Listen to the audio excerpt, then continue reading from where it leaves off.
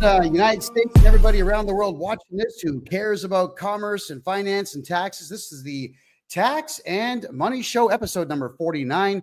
We have a special guest joining us shortly. That would be Rob Anders, the former member of Parliament for 18 years. Yes, this gentleman here is a banking expert, and this is the gentleman that I was working with. I think you all remember last year, Rob Anders and I, we are the ones that got you back your money for an extra 2 years. That's right. The banking, the Canada Federal Bank Charter Act, the Bank Act of Canada, it was going to expire this year on June 30th. And because Rob Anders and I did a series of 5 shows together, and you know me, I got a big mouth. I was telling all of you, do a bank run, get your money out of Canada, move it to Panama, move it to the States, get it gone, get it into crypto, do whatever you got to do. Well, you all know that the Royal Canadian Mounted Police, those not so lovely individuals, along with CSIS, the Canadian Spy and Idiot Sentry Agency. Well, I don't even know what it stands for. Nobody even knows who they are. They don't even carry guns. They even tell you on their spy website that they're not law enforcement. What exactly do these people do? They write reports, I think, to the government that get ignored, I'm sure. And they also watch this show and make sure that the federal government sees what we're doing. So when Rob Anders and I are talking about doing a bank run, well, obviously that gets back to Trudeau, and Trudeau went ahead and extended the Bank Act 2 more years. So you've got 2 more years to move your money safely. And Rob and I are going to talk about that tonight. Now, everybody knows that I now live in Panama. I live in the capital city of Panama City. I absolutely adore it here. We had 84 degrees today, sunshine, nice breeze. And I ate too much, as I always do when I go to the fish market. I had clams, I had shrimp, I had chicken wings. I had it all. And I had it all for less than $15. So I am ecstatic about my life here in Panama. I adore it here. Many of you are asking me, hey, what's going on with the riots in Panama now that Trump is taking over the canal? Well, where do we begin telling you what's wrong with that? What riots? What riots are we talking about here? I walk 10 kilometers a day in this town. I walk, it doesn't matter where in the city I go, I will go there. And we're talking the slums, the rich ends, the medium ends, the beach fronts. I go absolutely everywhere in this town. Nobody's rioting here. Panamanians only riot when their government is going to steal something from them, or when Canada comes in, because that happened last year. The Canadian mining company that wanted to absolutely obliterate the economy here and obliterate the environment here, the Panamanian people shut the whole country down and kick the Canadian mining company out. That's when they will start their protesting. No, what Panamanians do Thursday, Friday, and Saturday nights, they party. This is a city where car washes that operate as car washes during the day become nightclubs at night. And people show up with food and liquor and DJs. No idea where they come from, but they show up. People dance and party here all the time. And then we've got a week-long carnival taking place at the end of February, working its way into the beginning of March. This country parties, man. That's what they do. So no, there are no riots here at all over Trump's alleged threat to take over the canal. And that's not what he's doing, by the way, everybody. And the Chinese are not as influential here as you might think that they are. The Panama Canal here in Panama City has 4 cranes on the west side of the canal, and between 8 and 12 that operate at all times on the east side of the canal.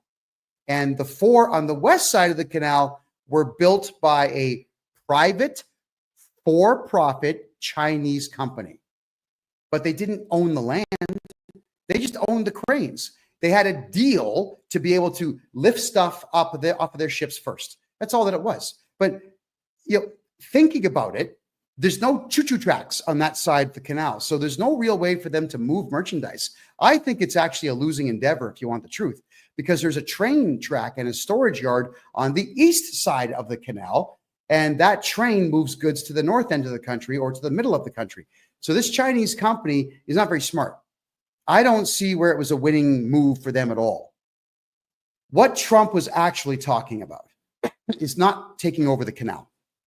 What he was talking about is the Chinese government's made a very big move worldwide to loan money at astronomical interest rates to countries around the world for infrastructure projects, knowing that these countries cannot pay those debts, and the Chinese would then take over the infrastructure that their fake money paid for. For example, almost every highway in Pakistan is owned by China now. Yeah, they own all the shipping routes, the vehicle shipping routes now in Pakistan, because Pakistan fell for this. In Myanmar, all of you know that I was in that Myanmarian war zone back in 2018, January 2018. The Chinese were building a shipping port in the city of Sitwe, a city that has only one traffic light within it, I might add. That city was then going to be taken over. The Chinese knew what they were doing. They were going to take the whole city over. The problem is, at the time, interim president Aung San Suu Kyi simply didn't have the balls to say no to the Chinese, because she's a Buddhist pacifist, sweet lady. I met her, I interviewed her, but she wasn't the one to say no to the Chinese. So the military junta, spelled junta, they got in there and they told the Chinese, no. That's what they said. No. But the problem is, everybody in Myanmar misinterpreted what the junta was actually doing. So it triggered a civil war between the Rakhine state, which is like their Quebec, and the eastern state of Myanmar. And then when the country was infighting, that's when the Islamic gangs of Bangladesh, they decided to make their move into the Rakhine state on the west side of the country and start slaughtering people again, because they were doing it when I was there, and they started doing it again a year and a half later, all because the military said no to China. Well, the Chinese government made the same type of deal here in Panama to build infrastructure. The 4 cranes we talked about, that's a private company. But the highway systems and the choo-choos and whatnot, yes, China was funding that. And now they are not, because Trump obviously made the appropriate threat in the appropriate way. But I don't think it's a threat. I think Trump made a deal. He's a businessman. I think that there's going to be a lot more money now coming into Panama because of this deal, where I'm sure the Americans are going to have to pick up the slack on what the Chinese will no longer be paying for. There's no war coming to Panama.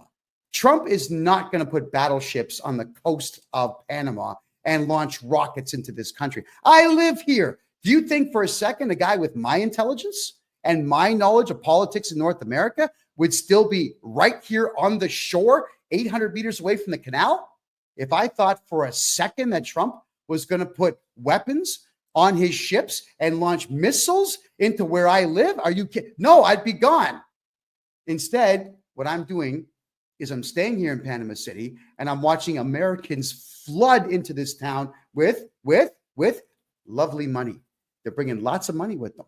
There is a complete and total influx of cash since Trump took office. So God bless them for it. Panama is doing just fine, and America is not going to own it. America is just going to do business. That's it. All right. So I'm quite thrilled to see what Trump is doing.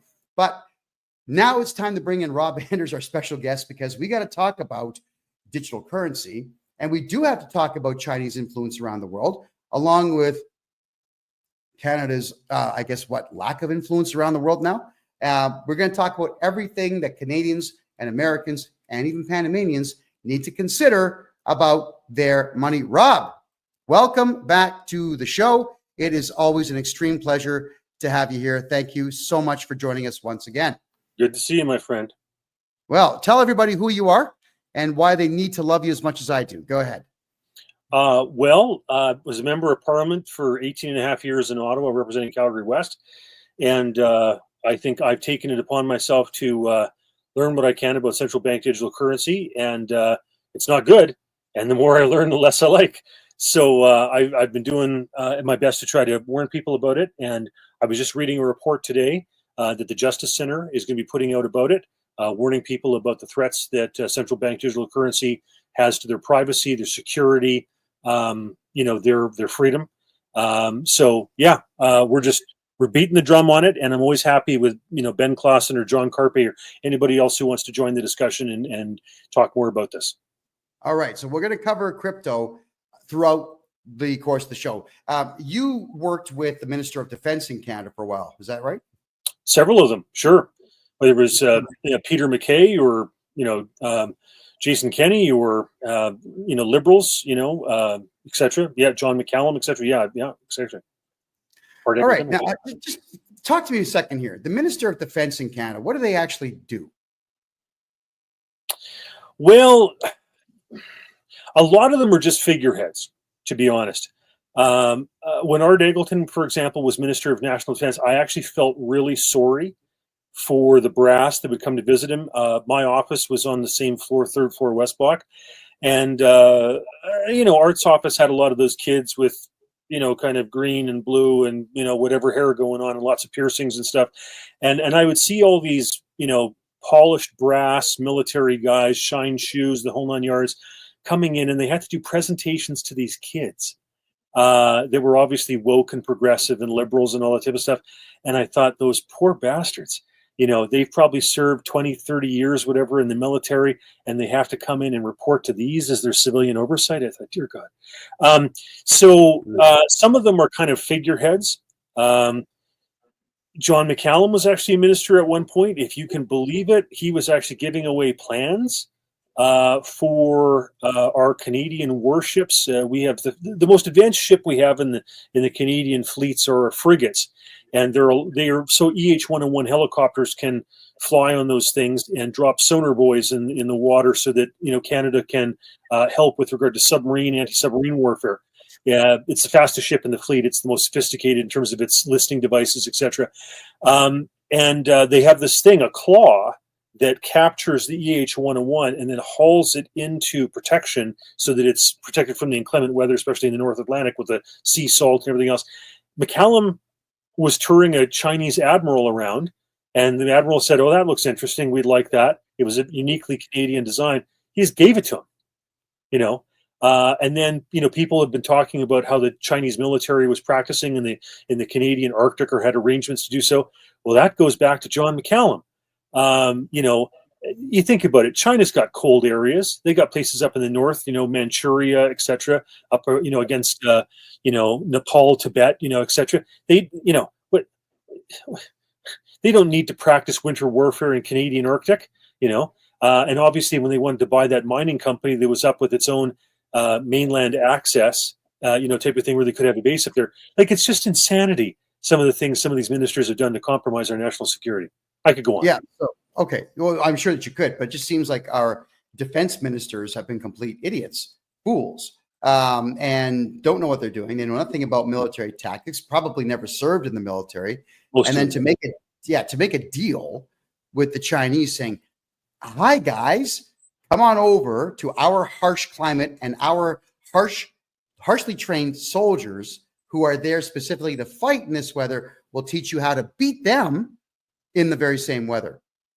Wow. Why would they? Why? The amount of subversion that has gone on in Canada, whether it's with regard to the military, Canadian Border Services Agency, the CRA, etc., with regard to China, politics, you could look at the BC legislature, you could look at the federal politics. It's disgusting the amount of stuff that's going on with that. Yeah. So I'm just wondering, is there maybe any precedent that could be set by making sure that we put somebody with real military experience into that role? Well, that's part of the problem in Canada, is that so few of our elected representatives actually have any military background. Like in the United States, many more members of Congress and the Senate actually have military backgrounds in service, but in Canada, it's sadly lacking. And, I don't even necessarily have to have somebody with a military background, but they have to kind of get it. They have to understand national security. They have to care. Like the guy in McKay's office who was the best, his wife is now retiring as an MPP in Ontario, Lisa MacLeod, was Joe Varner. Joe Varner, when he worked for Senator Forrestal, did amazing counterterrorism work, produced these beautiful summations of kind of counterterrorism and terrorism activity around the world. I used to get those and read through those. And he was the guy that was coordinating those Halifax summits that Peter MacKay would put on in terms of North American security. So hats off to Joe Varner for his service to the country. All right. So I think the correct answer to my question is the Minister of Defense does nothing except commit high treason. I think that's what I heard. Yeah, well, there's, I mean, there's recent ones where they were put in, I think, largely for the issue of gender and the idea that, there were women who, had complaints about the sexual harassment, etc. And it's a legitimate concern. Don't get me wrong; it's an issue. But surely to God, we put in ministers for more than just that. Like the Canadian military or the American military, any military for that matter, should have to deal with more than DEI and gender issues and transitioning and whatever. I mean, if that's the biggest issue, we're in deep trouble. Yeah, and none of that makes money, by the way. So that's the biggest problem. It costs a lot of money. It doesn't make money. All right. So you're somebody who is very seasoned in politics in North America. So I just want to get your take now on the Trump election with him in office. You're also kind of an economist. You're definitely a banking expert. Is this good for North America and I guess the Western Hemisphere in general? Go ahead. Well, okay, so Trump is in a war in a sense with China and BRICS. You've got these countries, whether it's Brazil, Russia, they say India, but I think India is actually hedging out of it. China, South Africa, etc. They're trying to challenge the U.S. dollar. And I'm not saying the U.S. dollar is perfect. They used to have 20,000 tons of gold. Now they're down to 8,000. But it's still the cleanest shirt in the laundry pile. And BRICS is a terrible scenario to go with. I mean, could you possibly trust the Chinese by telling you what they have in terms of gold reserves? And the Russians, of course, are spending most of it in Ukraine, so you can't trust them. And if I'm China, I'm sucking every bit of gold out of Russia for drones and missiles and whatever else I can get out of them. So I'm grateful that the Trump is battling that. My only worry that I have, my concern there, is I would not like to see the United States adopt the Fed now or a central currency, or even to limit the amount of cryptos that are out there so that effectively it becomes a central bank digital currency. So I do worry about that a little bit still. He's certainly better than Kamala Harris and Joe Biden or whatever with regard to that. But that is a worry. Like Europe, for example, I just saw today. I'll be putting out some stuff about this shortly. But the European Union is looking to introduce its own central bank digital currency in October of this year, and that's a terrible, terrible idea. So I'm grateful that there are European politicians, conservatives, nationalists. I imagine the Geert Wilders and the Melonis in Italy and whatever that'll hopefully be fighting that, because it's a terrible situation for Europe to go into. The EU. The euro is already problematic enough. You've got 20 plus countries with 20 plus variables. That's 400 to 500 variables to try to figure out the value of that currency on any given day. Let's face it, Portugal, Italy, Greece, and Spain, they call the pigs in terms of their debt situations. Meloni, at least to her credit, is actually buying up gold to provide a bullion reserve for the Italian situation there. But their banks. But it's bad. And Brexit, Britain's out. Germany is the one holding the bag with the election of the Alternative for Deutschland. They want out. They don't want to be holding the bag and paying the bills for Europe. So the euro is going to be in trouble. And I think what the European central bankers are thinking is that they're going to switch over to some sort of European central bank digital currency.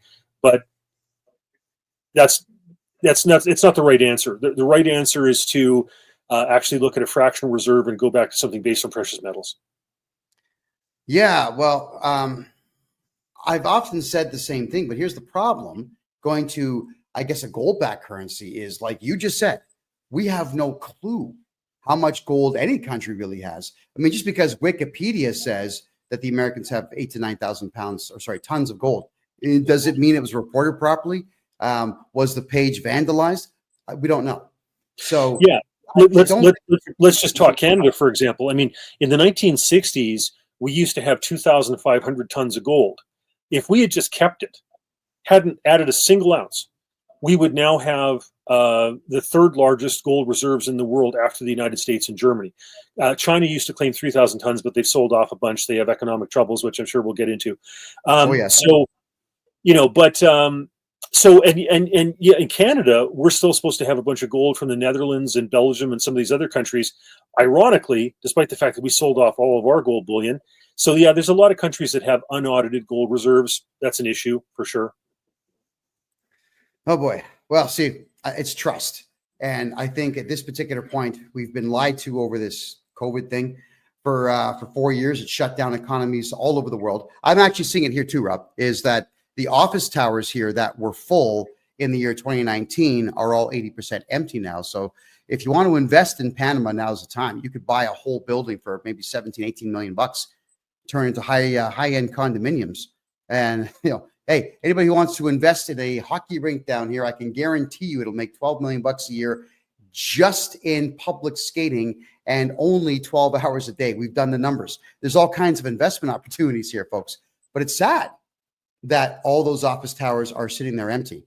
And Panamanians, they're in general, they're very polite people. They're not all out go-getters and say like, buy now, buy now. They don't do that.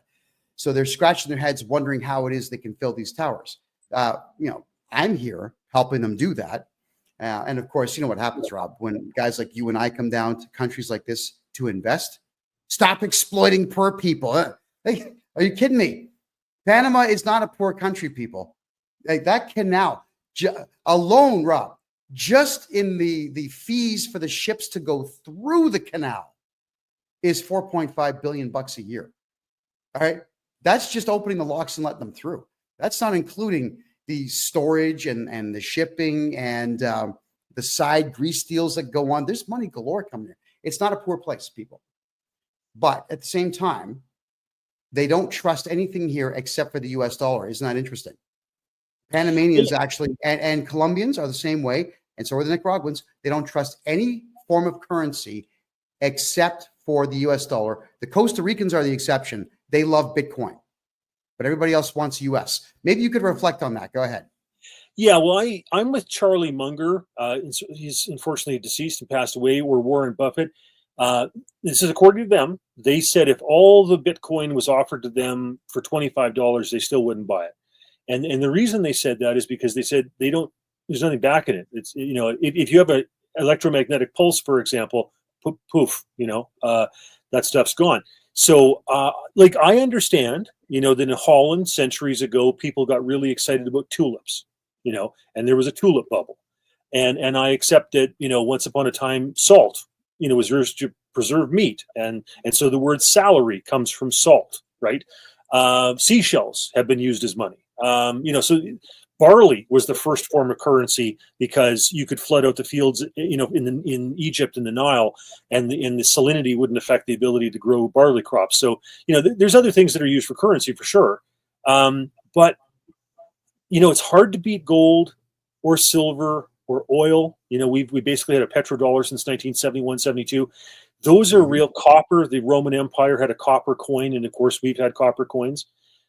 So that stuff's all very tangible. It's got thousands of years of track record. Hard to beat. All right. Well, I can say this, that with Latin Americans having so much faith in the US dollar, and now with Trump in office, the Japanese are happy. The Italians are happy. I can tell you that the smart Panamanians are happy. So everyone's happy with this. I honestly think we're going to see quite the spending spree taking place, especially in a place like Panama, where retail, it's the culture here. There's more retail stores here than I've ever seen anywhere else in the world. And they're all throwing down greenbacks and they all absolutely love it. But I do want to talk about China here, because everyone's saying it's World War III because of China. I'm saying, well, hold on a second here. The Chinese are not going to send nukes. They don't have enough to be as big a threat to the United States as they would like everyone to think that they are. No, it's going to be an economic war. But I'll tell you what I'm thinking here on China. You can tell me if I'm right or wrong. Is they have a problem with their infrastructure projects. They're building them like garbage. They're actually, they call it tofu construction, where they're actually mixing gypsum and cardboard into concrete mix. and there are people leaning on walls, and the walls just give up. They just give in. And entire floors in buildings are just collapsing downwards because there's no rebar in this garbage concrete they're using. The Three Gorges Dam, which it has so much water weight behind it, it actually slowed the planet down by 0.0000001 second. That's how much weight there is behind that dam. And it's bulging in the middle. They didn't build it properly. Their EV sales are down, and nobody wants to buy these things anymore because they're all catching on fire. China has built 5 cities inside their country and 1 in Malaysia. Nobody lives in these cities. No one's moving into them. So you, sir, as a banking expert, maybe you could tell us what you think is going on with China with all these problems. Yeah, well, some very tangible things. First off, rioting. China has an incredibly repressive system, but people can't get their money out of the banks, right? So that's a huge hallmark of economic problems. One of the ways that you can figure out just how bad central bank digital currency is and all the manipulation behind it and everything else, just look at the Chinese digital yuan. It is by far the most advanced, comprehensively used domestically, central bank digital currency. And what you look at there is the Chinese would rather have a home in Shaughnessy in Vancouver sprouting up weeds than they would have their money in a bank in China, because they can't trust their government. It'll expire. Literally, if you complain about the government, you can't travel, get a bus ticket, a train ticket, a plane ticket. They can seize your pet, for God's sakes, if you're not, complying with their social credit stuff. So it's insanity. So people are desperate to get their money out of that system. And yeah, the corruption in China probably beats the corruption in Russia, and that says a lot. And so, traditionally, the reason that the Han rose, that the reason that the Chinese culture rose, was because they had to deal with the flooding of their various, Yangtze and Yellow Rivers and everything else. Arnold Toynbee talks about this in terms of the study of history. And so that's what forces the Han to really kind of rise above, because they have to deal with this flooding issue. Well, if the Three Gorges Dam goes, and it's looking like it will, that is a massive economic, political, everything catastrophe, humanitarian, whatever for China, and it'll set them back tremendously, no doubt about it.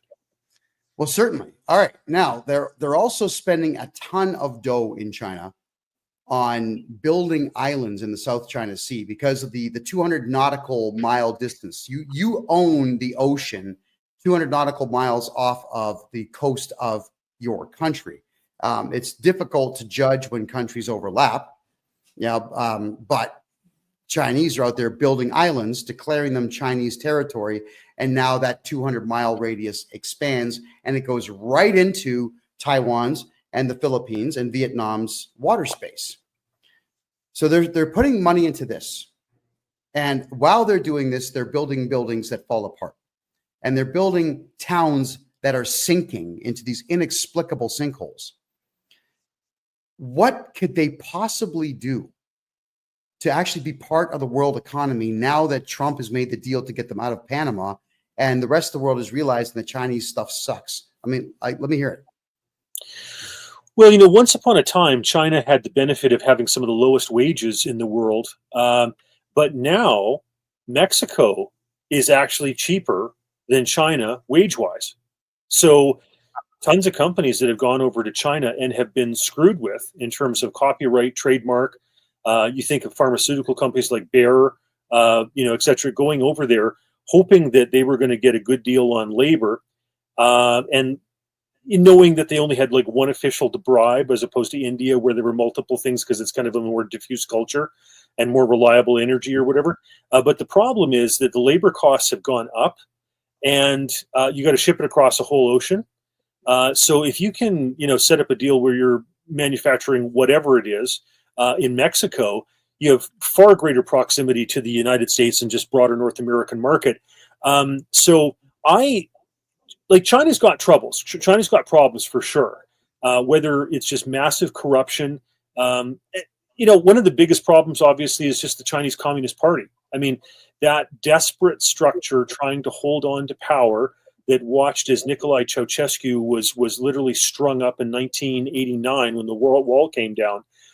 They're desperately trying to hold on, and it's holding them back. It's almost a feudalistic type of structure economically, where unless you have connections to the Chinese Communist Party, you don't flourish. Right. I could tell stories about the stuff that I saw when I was in, Dubai, for example. With Chinese goods that were being sold over there that told you very clearly where they stood in terms of supporting terrorism and that type of thing. They've got troubles for sure.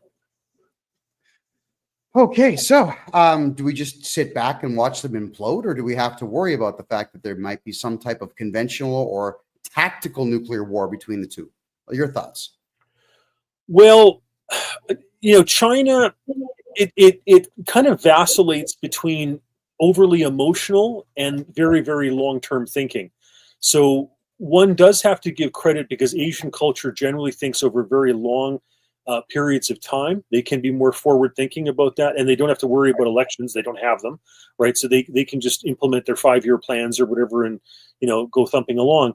But there are times when they get overly emotional with regard to how they're going to deal with something. And that's where they differ somewhat from the Russians, because the Russians are, much more a chess playing, kind of longer term, longer thinking, less of a short fuse culture generally. I think that China will.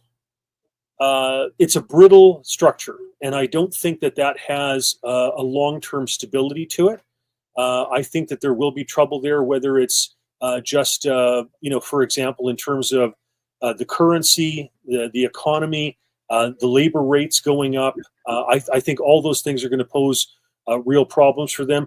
And I think that, Trump and Steve Bannon and those folks very seriously taking into account the threat that China is. There are threats, in terms of, say, for Islamic terrorism, Russia, irredentism, whatever. But if you look at how proactive the Chinese are, for example, in terms of space-based weapons, their wizards-based weapons and stuff, I think, the United States rightfully sees them as a greater threat than some of these others. And at least Steve Bannon and other people, like some of their naval intelligence people, understand that. And if Trump takes action on that, and maybe even deprives them of, say, for example, favored nation status in terms of trade, that's going to be a serious problem for the Chinese. Well, if America just stopped letting Chinese ships dock in their ports and stopped allowing Chinese goods to be sold, I think that would absolutely crush them. The Americans are the number one consumers on the planet. I mean, the best part about Americans, and God bless you Americans for this, I love you for it, is if you like something or someone, you break out the cash and you just dole it out. You'll get more of it. Very much opposite the way Canada functions, which is why I'm not in Canada anymore, people. I just couldn't stand the idea that I'm a public figure in Canada for 8 years now, and you don't make money there, like nothing, right? So America has that. And if you're able to break into the US market, you will be wealthy, just because they've got 370 million plus people in a consumerist economy and culture. Do you think that Trump is going to stop their ships from going to port? Is this something that he's considering? Well, I think it makes sense to try to repatriate a lot of American jobs or businesses from China back to the United States, or even to a surrogate, in a sense, like cheaper labor in Mexico, because the violations that the Chinese do in terms of copyright and trademark are just ridiculous. What's common over there is they'll bring a business in, promise them cheap labor, access to, seaports, cheap electricity, etc., whatever. The business will set up. They'll very craftily set it up so that, the managers are actually Chinese, and that you're not allowed to export any profits. And then businesses have to be very slick about how they, say, for example, take a part that is overvalued and export it so that they can take the money out, in a sense, through goods rather than cash. And then the Chinese eventually just go ahead and steal the trademark and the copyrights and whatever patents, and then just start producing stuff across the street which is undermining, these various things that might have a technological or pharmaceutical or whatever edge. So I think that'll come back to burn them. I think a lot of these companies will have seen that, they went over there dreaming that they were going to have access to this billion-person market, and it turns out that's not really what happened.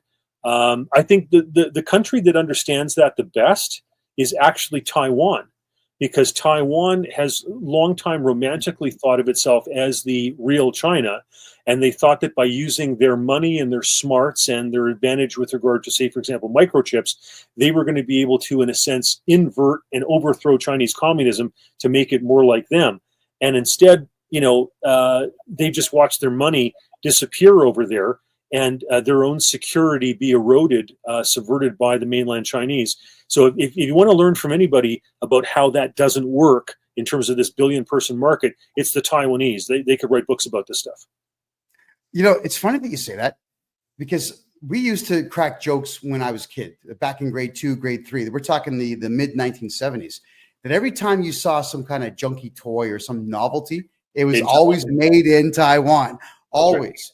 Right. And, we as kids, we didn't know where that was, didn't know what it meant. And we would listen to my father, my uncle, whatnot. The damn Taiwanese, because nobody knew. But I'm thinking back to my son contacts me saying, "Hey, Pops, I found all kinds of your old toys from the 70s. I said, "Oh yeah, where was it made?" "Taiwan." And I said, "Show them to me." I'm thinking that's all the highest quality stuff I had. They used to make dynamite stuff back then. So I guess you're right. The Taiwanese tried to sell their products to the Chinese, but the communist government doesn't allow free enterprise. And the Chinese government's building junk all over the country in the way of infrastructure that crumbles. And they are repressing the people something fierce, to the point now where you're not allowed to be rich for a long period of time. It's a new trend they've got going on. The Chinese will say that if you're famous, you're only allowed to be famous for a short time, and then they'll just remove you. They'll kill all your social media and remove you from the spotlight by force. There's no free market enterprise there at all. So this Xi Jinping guy, who's in charge of the country, who's got this massively weak ego. When you call him Winnie the Pooh and he lost his mind, he banned Disney movies in his country because people called him Winnie the Pooh. This is the guy that's in charge of your country. So where could the country possibly go with this? Yeah, well, these dictatorships are always so brittle, right? So you've got this control freak, and you can't. How do you have, whether it's 1.3 or 700 million or whatever statistic the Chinese are pushing out there these days? You can't have that large an economy that's all dictated and run by one man. Like it's insanity. And Russia's facing the same type of scenario, right? Like it's a terrible design. Right. And so, yeah, that will not go well. Like that's not going to end well. It's a brittle system. And when these dictators die, there's always a power struggle. And so that's going to be ugly, both in Russia's case and in China's case. It's probably good for Ukraine. Like if Putin was to kick the bucket tomorrow, all of a sudden there'd be a power struggle in Russia, and they would be so internally focused that they probably couldn't, tie their shoelaces together with regard to what they're doing in Ukraine, and that would probably end that. So, good for Ukraine if Putin kicks off. But yeah, both those countries. And here's a problem for us: is if you have a Russian banking crisis, a Chinese banking crisis, which they're both well set up for.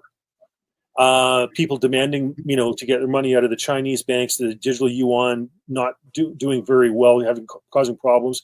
The Russian economy, the ruble crashing below a penny American type of thing and keeping going south. If those credit systems fail, the worry is, will it cause a ripple effect across the rest of the banking system? That's a problem. Well, how far do you think that ripple would go if the Chinese one doesn't do well or the banks crash? What happens to the rest of the world's banking? Well, okay, so let's look at this. Let me talk about currency and monetary policy just for a second. Sure. About that.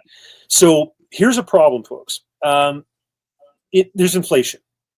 And if the governments actually go ahead, the central banks actually go ahead and raise interest rates, they kill themselves. Like you can raise interest rates for a month, maybe 2 months, but you probably can't keep it going for 3, because if you do, it kills your ability to refinance your own debt, makes it too expensive, and bankrupts the country. Problem. So all you can really do is raise interest rates for a month or two and then bring them back down so that the refinancing of your own debt doesn't strangle you. Now, if there's an economic downturn, China, Russia, our economy, okay, normally what you do, Keynesian economics, etc., whatever, you cut interest rates to stimulate spending. Problem is, if you cut the interest rates, nobody buys the bonds and the treasury bills. So they already have a problem, both in the United States and other countries. The governments are buying their own debt instruments because right now the markets aren't fully taking them up. Normally, what should happen is the brokers go, oh my gosh, the treasury bills haven't been bought. Problems, panic. But instead, the governments step in to buy their own debt instruments. It's insanity. So in that case, they don't have the power to cut interest rates. So you can't raise interest rates like Paul Volcker did when he was chairman of the Federal Reserve in the United States to fight inflation. And you can't substantially cut rates because nobody's going to buy the debt instruments. So the only option you have is to go ahead and deflate the currency, is to go ahead and or inflate, depending on how you look at it. And so as a result, all you do is print money. And when the United States pulled off the gold reserve in 1971, up until 1980, in that decade, the purchasing power of the U.S. dollar shrunk by 75%. So what you could buy in it basically went down to a quarter, right? So the value of your dollar in 1971 was value of what you could buy for a quarter in 1980. And that's what not just the United States is facing, not just Canada, but most of the countries in the world are facing that. And that's the reason why people are seriously looking at gold and silver and other things, because the only option these governments have is to inflate and print money. Yeah, okay. And we've seen jihadi Justin Trudeau do that. How could Canada, which it had a surplus of $10 billion when Harper left office and Trudeau came into office, and with a country of 40 million people where 11 million are not working because they're unskilled foreigners that just showed up with nothing and they've been given everything, how could you possibly pay that debt? So the Canadian government, like many governments, is just printing cash. You know, Rob, what's terrifying about that is after World War I, I've seen all the archive photographs where children would break into banks and grab all the cash that was in there, not to spend it because it had no value, but to make forts out of it, to play with it like it's Lego. There's look it up for yourselves, everybody who's watching right now. Just jump on Google and look up German children playing with Deutschmarks as toys, because it was a million marks had a penny value by the time the war was done, because they just kept printing it. The Canadian dollar is doing the same thing. So now let's talk about Trump versus Canada here. There's so much Canadian money floating around the world, not inside the Canadian economy. Do you think that Trump has considered that? And if so, what plan does he have for that? Well, Canada's got nothing backing its currency, right? Like, we have no gold bullion reserves. We're one of 12 countries in the world that has absolutely nothing. And we had, like I said, a strong financial position, even stronger than there was vis-a-vis the United States probably in 1960. Canada used to have a free banking system from 1817 to 1914. We were the best banking systems in the world, but now we're in serious trouble. So, there's been this, threat of tariffs, which really was because Trump wanted us to fix our border security issues, et cetera, blah, blah, blah. But, if he just pulled a Millet, and if he cut stupid spending in the United States and got rid of woke progressive programs, what would happen is money would flood into the United States, including Canadian money, a lot of it. And our dollar would slump. The only thing that Canada has going for it is our beautiful trade relationship that we have with the largest market in the world, the United States of America. When Mulroney was in and conducting the free trade agreements, 80% of our trade was with the United States, foreign trade. Now it's about 60%, which is still a massive chunk. If there's anything that threatens that, that's the only thing we've got going to prop up the Canadian dollar. That's it. So, if the Canadian dollar really fell into a slump and that trade relationship went south, or we had just a tremendous downturn in our economy, all Trump would have to do is say, well, listen, Canada, I'm willing to let you swap out Canadian dollars for American dollars. And if that dollar keeps on dropping, there's a lot of Canadians that say, done. You know, like the I'd be at the front of that line, Rob. Really, yeah, the front of that line, I would be there. I've had discussions with some of my intelligent friends about this, and I'm just going to run through like the mistakes that Canada's made over the years. Okay, and it goes back a long time. So, you know, we used to have, for example, the Winnipeg Grain Exchange was actually bigger than the Chicago Mercantile Exchange. But what did we do? We went ahead and centralized it, created the Canadian Wheat Board, bought wheat off of farmers for below international market value, and sold it subsidized to China through Canada Steamship Lines, Par Martin's, you know, the Martin family's company, okay, with a monopoly contract on that. Foolish. Killed a perfectly good grain exchange that would have, you know, potentially been bigger than the Chicago Mercantile. Insanity. We created the Canadian Broadcasting Corporation, which employs 50% of all the radio and television journalists in the country. You know, effectively kneecapping the ability to have, you know, a lot of private sector do a lot of that type of stuff, etc. Then, for example, you know, we gave up on the Avro Arrow, and a lot of those engineers went south to the United States. You know, we were sold at the time at the idea that, you know, it was intercontinental ballistic missiles and long-range bombers weren't necessary. Well, long-range bombers are still around, and we lost that key sector of the economy. You know, we could have been a nuclear power.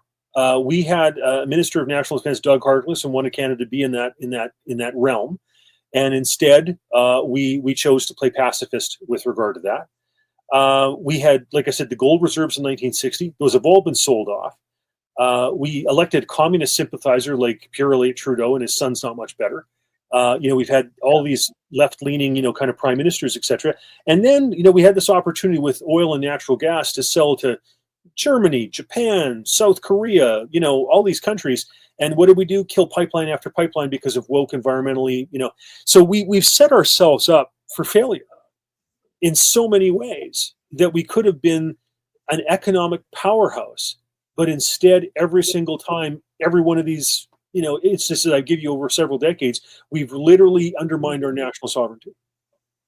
Something I can say to that, Rob, is, you know, that I lived in the United States for almost 5 years in my 20s, and I've been to 12 different countries looking for business opportunities. I can tell you this, out of all the countries I've been to, including Thailand and Myanmar, Canadians have the least amount of business acumen. Everybody around the world wants to get products in the store, get the price tags on them, get them sold, get them out, bring more in. It's this revolution of goods. It is this hunger to bring it in, sell it, get it out, get more in. The Canadian way of doing things is, oh, hey, everything kind of just arrived yesterday, so yeah, we'll unpack it tomorrow. And tomorrow shows up, oh, wait, hey, Leaf game's on. That's what happens. Canadians are not hungry. They're not eager to go and make money. I'll give you just a very simple example of what I'm talking about. You want to talk about lack of business acumen. There are a lot of Canadian podcasters who, post-COVID, are doing quite well, where they've got over 100,000 subscribers. I, as you can tell here, I'm a Canadian tax expert. I do a lot of taxes for a lot of people and get them back a lot of money. And I want to advertise on these Canadian podcasts, a 30-second commercial at the beginning of their shows. All of them said the same thing. Nah, we don't take advertising. We don't want to appear like we're some kind of conglomerate. Are you kidding me? Well, what are you doing it for? Why would you spend 40 hours a week having a podcast and collect no money? Do you think somebody cares that you're not taking money for what you do? That it's the whole country thinks like this. So that is why Canadians are not taking advantage of and exploiting their own natural resources. Potash, diamonds, golds, copper, nickel, phosphorus, oil, beef, fresh water. You know, and Canada produces so much electricity that we actually have to pay the Americans to take it from us and put it into their grid. We don't even know how to make money on producing too much electricity. So I can't be in Canada because I cannot be around that type of thought process. That thinking is why everyone's broke. So everyone wants to blame Trudeau. My life sucks because of Trudeau. Well, did you look in the mirror? Do you think like an American or a Chinese businessman. Hunger, money, now, money now. That's how I think. I'm talking like Kevin O'Leary now. I want to make money. Everything I do has got to make money. I have not been on a date with a woman for a year and a half because it costs money to do that. I'm not making money when I'm wasting my time having these conversations. But Canadians don't think this way. So they're in a lot of trouble. And that is the only concern. And you can reflect on this one now.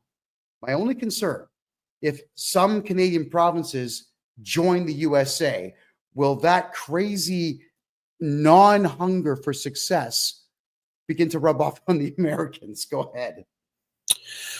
Well, the Nixon administration did a study during the Quiet Revolution in Quebec in the 1960s and figured out that what they really wanted was a land bridge to Alaska. And you can understand that. Sarah Palin, I've talked with, she had to literally drive through Canada all the time, going back and forth to her state type of thing, which, we're grateful to have her visiting, and buying gas and whatever, and, all that stuff. So I understand that. Alaska and Hawaii were admitted as the 50th and 49th state in 1948. Their financial position, there were people in Alaska who didn't want to become the 50th state. And the reason they didn't was because at that point, Alaska was a territory. It was a protectorate, like a Guam, like a Puerto Rico, like the American Virgin Islands, like the Philippines used to be, like Panama used to be. And so the upside of that was that nobody paid federal income tax. The only people who did were the ones who worked for the federal government. Nobody else did. So you imagine if all of a sudden you shave 20%, 22%, whatever off your taxes, pretty sweet, right? Yeah. Alberta was in a situation under Ralph Klein where we had an MLA for Calgary North Hill, Richard Magnus, who was proposing that we eliminate provincial income tax. It's now sitting around 10%. It's still one of the lowest in the country. But if we eliminated that and just had oil royalties, for example, that would put Alberta, if you didn't have to pay federal income tax and you didn't have a state or territorial, whatever, provincial income tax, all of a sudden, Alberta would be the lowest tax jurisdiction in North America. It would be lower than Wyoming and lower than Alaska. Money would flood into the province of Alberta.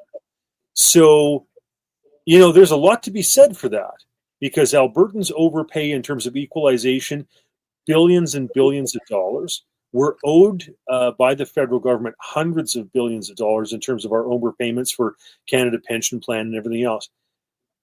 Alberta would become the per capita wealthiest jurisdiction in North America. It's pretty compelling.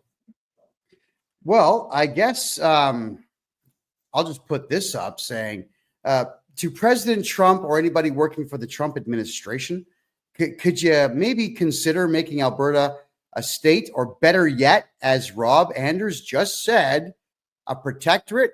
Because Alberta is a beautiful province and should not be part of Canada any longer. There's no reason for it to do so.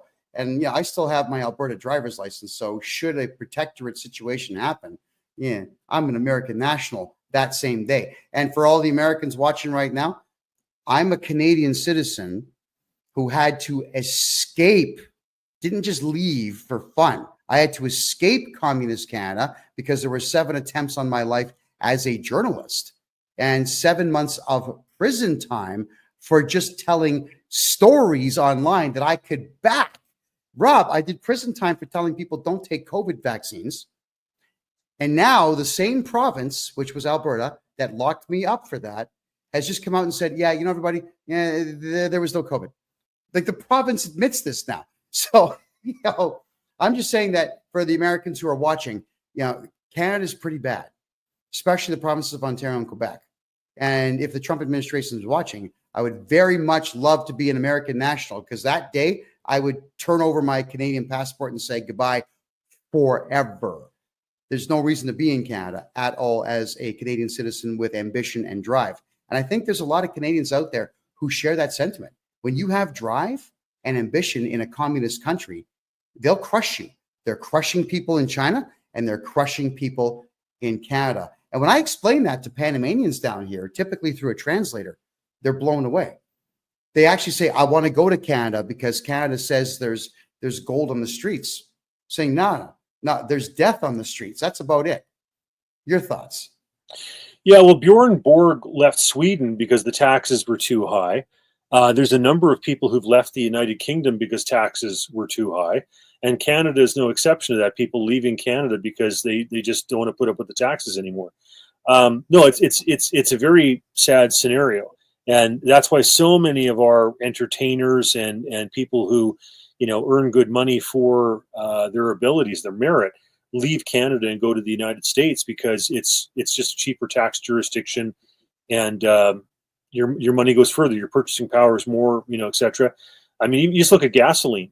There's tons of people who will go across the border, whether it's Point Roberts in British Columbia or whatnot, to buy gasoline in the U.S. because it's cheaper. When I used to travel to Ottawa, going from Alberta out to Ottawa to take a vehicle out there, I would travel mostly through the United States because there were more gas stations and it was cheaper. Oh, absolutely. There's a lot of Canadian border towns where people go to the United States Costco's and do all their shopping there, and they'll stay overnight. It's cheaper to go to the United States, get a motel, stay overnight with your wife or significant other, shop the next day, and go home. Because if it's 24 hours or more, there's no taxes on the groceries you're bringing back in. Right. I was born in Winnipeg, Manitoba. I have relatives in Winnipeg who do exactly that. Go down to Fargo and buy stuff and come back, and it saves them money. How pathetic is your country when people literally drive to another country to shop for milk and bread and butter? That's pathetic. Yes, I mean, look at the price of cheese. Max Bernier was addressing this, for example, during his leadership bid. He was talking about supply management. I remember one time I was in a cheese factory in Ontario. I think it's London, Ontario. It was during the Perth Middlesex by-election. And we put on the little, hats to make sure your hair didn't get anything. And I was asking the guys, I said, so what would happen if we actually had got rid of supply management and allowed American cheese up here? And he said 90% of the Canadian cheese manufacturing would go under because it's been so cross-subsidized with supply management that most of the companies couldn't compete. It's just sad. Like we've literally kind of grown up on a lot of kind of interventionist, subversive socialism. And Alberta, we've been subsidizing socialism across the rest of the country. Quebec daycare is because of the equalization payments that we pay out. The Canada Pension Plan, if Alberta wasn't contributing, we over-contribute by $3 billion a year. We over-contribute to employment insurance by about $300 million a year. We have been subsidizing these social programs and this socialism across the rest of the country, and we were just drunk on oil money and allowing it to happen. I remember Bloc Québécois MPs, when I was first elected in the 1990s, saying, why do you guys put up with this? Quebec does our own thing, and we're not even as economically viable as you are. Why do you do it? They were right. We've been subsidizing the rest of the country with ridiculous social programs and whatever for decades. Yeah, and for our American friends who are currently watching the show, Canada is full-blown communist. It really is that bad. And the vast majority of the Canadian economy is subsidized by the government, which is not government money. It's taxpayers' money. To the point now, America, if you're planning on moving to Canada, I wouldn't do it. I'll tell you why. It's because your tax bill will be up to 73% of everything you make by the time you're paying your income tax, your Canada Pension Plan, employment insurance, provincial income tax. You got regional taxes in some cases. Now you've got property tax, you've got entertainment tax, liquor tax, you've got fuel tax. There is tax on tax. And if you're in the province of Quebec, whatever you buy anywhere in that province, Rob, it's crazy. You buy something in the province of Quebec, the federal government puts 5% tax on that. And then the Quebec government puts tax on top of that taxed number. Nobody can survive. Now, we did income taxes for 605 people last year in Canada. Now, half of that was corporate. And as soon as I put these corporations into a plan, an actual tax-free plan, I can get Canadians to never pay tax again legally. The second that we did that, they all got profitable within 3 months. All of them, completely and totally above board, not just surviving, but actually making money and putting it in the bank. 3 months of no tax. That's how much tax there is in Canada. So I remember one time I was at a kind of a Austrian school economics, Ludwig von Mises kind of institute situation we had here in Calgary, a luncheon. And there was one of the Johnston brothers presented this, and he said, in ancient Rome, when they were trying to crush Carthage, they imposed the heaviest level of taxes in the ancient world, from which they thought Carthage could never possibly recover, and that was 10%. And you think how high taxes are in Canada compared to 10%. Alberta has the lowest income tax in Canada at 10%. I think that we should have some sort of constitutional amendment where there can be no tax above 10%. Because if it's good enough for God, it's good enough for government. No. Yeah, 10% is considerably better, but it doesn't change the fact that in the province of Alberta, Rob, you and I had a good laugh about this. I moved to the city of Calgary from Toronto, and I did that in February of 2021. Now, I shouldn't eat Doritos, but come on, man. The guacamole ones, they're the best. All right. A bag of Doritos, the big bags, those big bags of Doritos at the time were $2.99. Now, by the time I left Calgary in November of 2023, that's just 2.5 years later, the same bag of Doritos is $10. A roasted chicken is between $25 and $35, one. And I am buying 5-pound chickens here for roasting at $2.80 a piece in Panama. A whole chicken, not just a little chicken breast thing that's sitting in a roaster. So, yeah, Alberta might have low taxes compared to the rest of the country, but the food prices are ridiculous. And it's all artificial. There's no reason for it to be that high. So here's a question I've got for you in reference to high prices.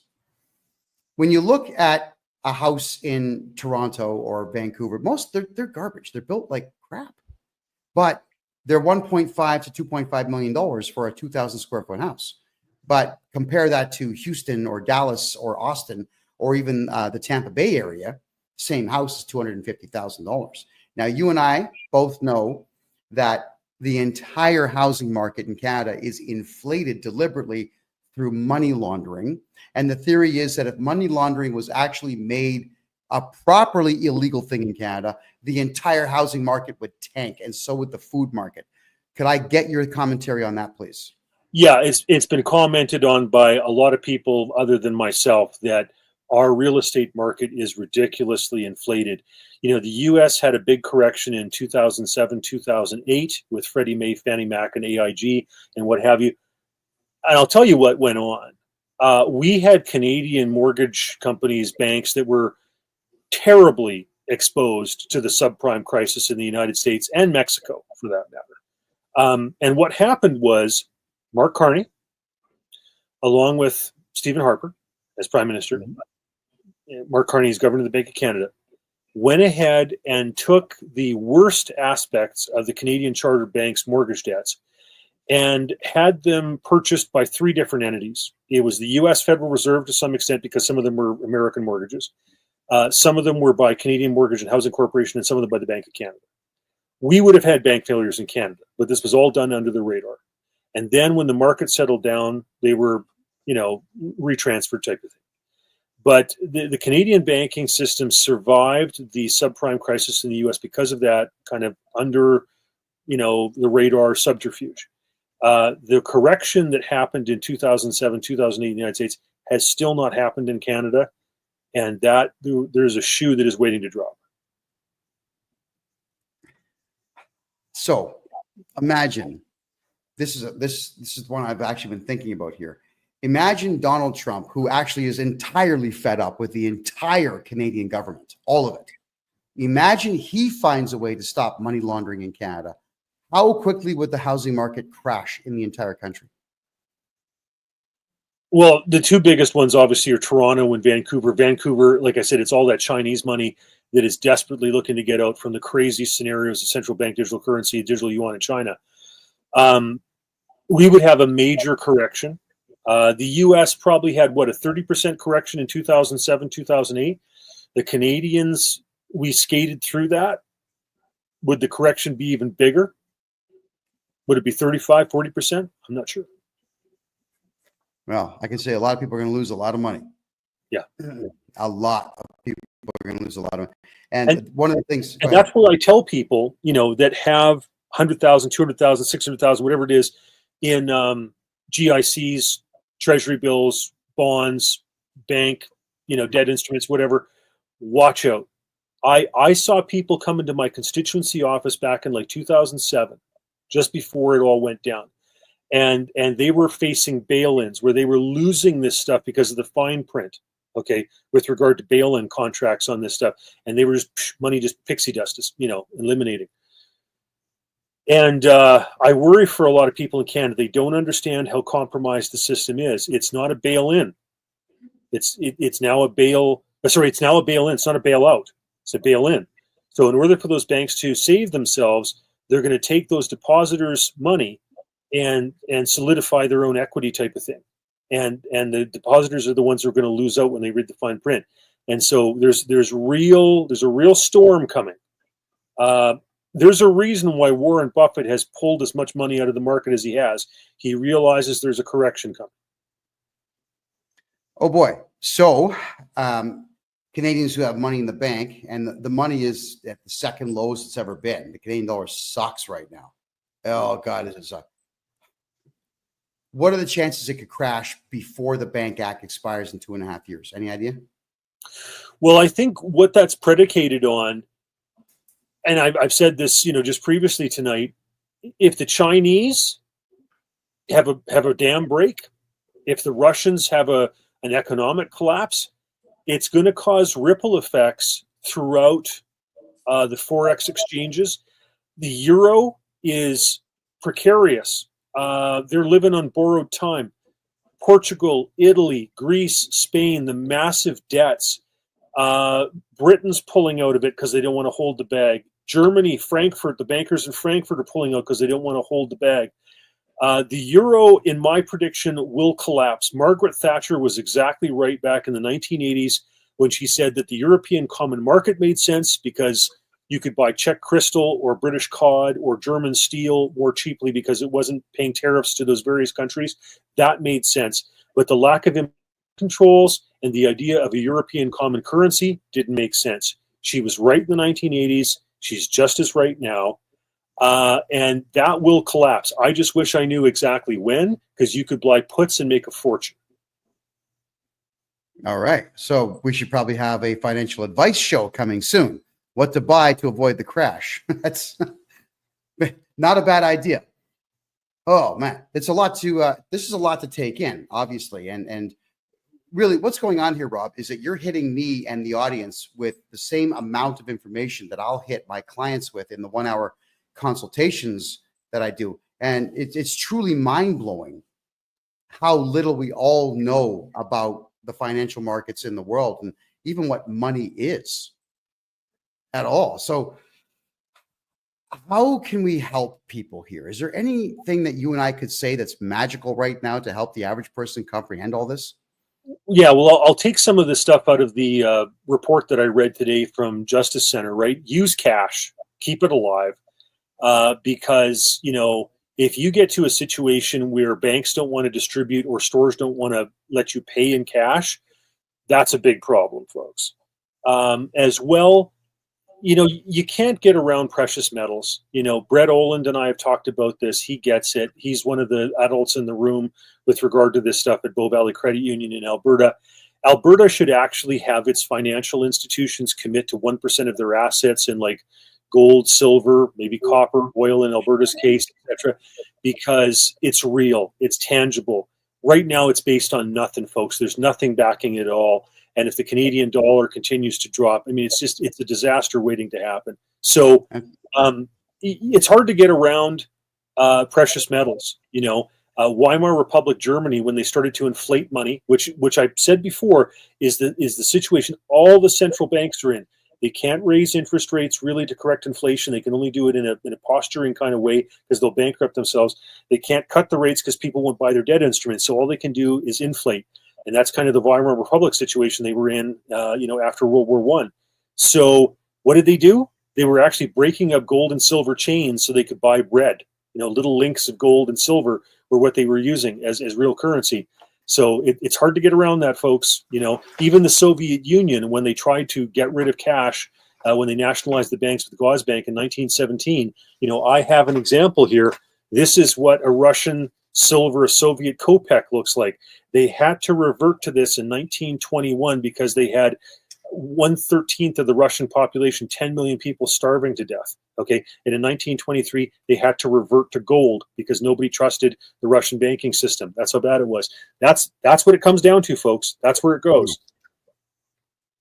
Okay. Rob, we got folks on Kick here and on TikTok who can't see you. They can only hear you. Could you just remind everybody who you are, please? Go ahead. Sure. Rob Anders. I was a member of Parliament for 18 and a half years in Ottawa, represented the riding of Calgary West.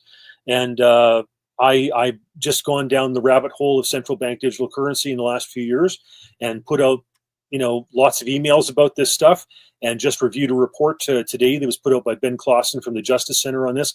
I'll be doing some other podcasts coming up with Sharon Polsky, who is one of our people involved with privacy matters in Canada, and also I've done some stuff with Brett Olin with Bull Valley Credit Union. He runs that.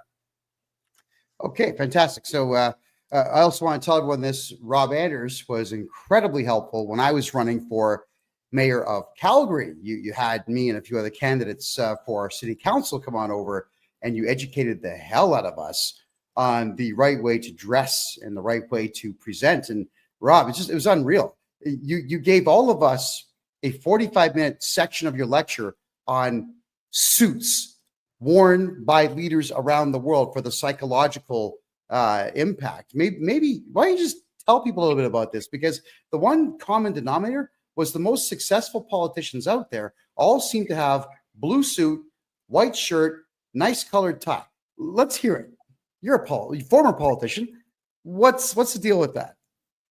Well, okay. So basically, if you have the same color that goes, for example, from your shoulder down to your heel, a more traditional suit, as opposed to just like a sport jacket and pants, it's a solid color, right? It has a solid, look.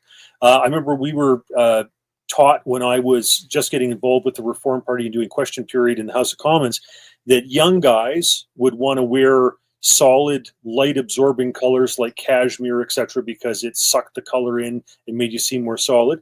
But for older guys in our caucus, like say, for example, John Reynolds, who had been elected, back in, an earlier iteration and returned to the House of Commons, you could get away with more silk and stuff because it kind of gave a youthful, ambiance or vibe to it, etc., whatever. As well, you wanted to, either have a light blue shirt or a white shirt, because that's Beau Brumel's thing about having the clean linen. And your ties, if you look at U.S. presidential debates, a lot of these guys are, governors, senators, etc. You'll see a lot of them wear a red tie, solid red tie, because it seems to be the one that women most gravitate to for that. The black suit is kind of like the clergy, and other examples that you could use. There's some military outfits that are like that. For the blue, it's a classic thing in terms of the police and the military. The gray, once again, there are some militaries that use that, whether it was in the U.S. Civil War or the Germans, etc. So there's certain colors that connotate those things. Bankers will judge you when you go in for applying for a mortgage or a credit card based on whether or not it looks as though you care about your image to the public. And therefore you will care about whether or not you are in the media or whatever about not paying your loan or your credit, etc. So, the smaller the pattern on your tie, for example, like a pin dot as opposed to a larger kind of comical polka dot, stripes, the rep ties that the English are famous for, the regimental ties. All these things factor into the image that people see of a politician or a banker or what have you. And the fact that you were able to lecture us for 45 minutes on this with a slideshow showing us the fashion follies out there, gray suits with pinstripes, which did look terrible beside the blue suits. We start to understand, and the reason I brought this up is we begin to understand how easily we are manipulated with just some guy wearing some cloth on a stage. So now, is there any warnings that you would like to give to the public about maybe not giving too much power to what you see and hear on the media? I got to hear your thoughts on that one. Yeah, so let's take Mark Carney for example.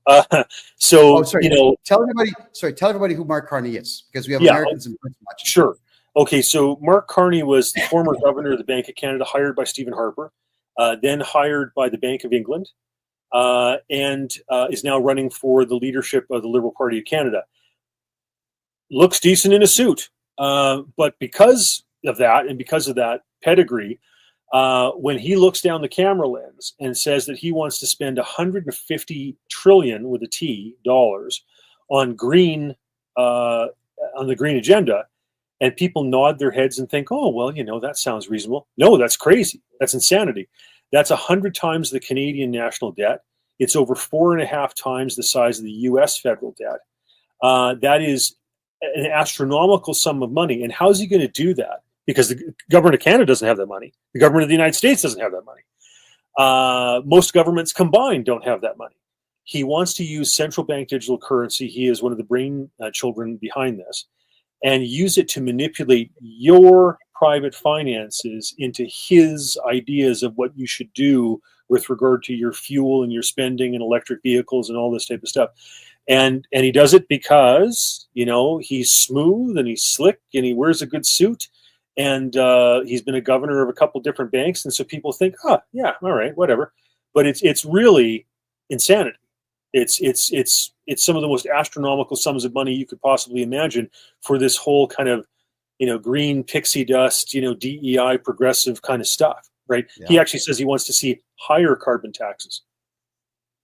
All right. So essentially, Mark Carney, who could be the prime minister if Trudeau steps down. This is the lunatic that they're talking about making prime minister for a short while. So let's just say, for argument's sake, he gets in March 1st. The Canadian election is in November. That gives him more than half a year to implement a central bank digital currency. Is that enough time for a crazy man like him to do that?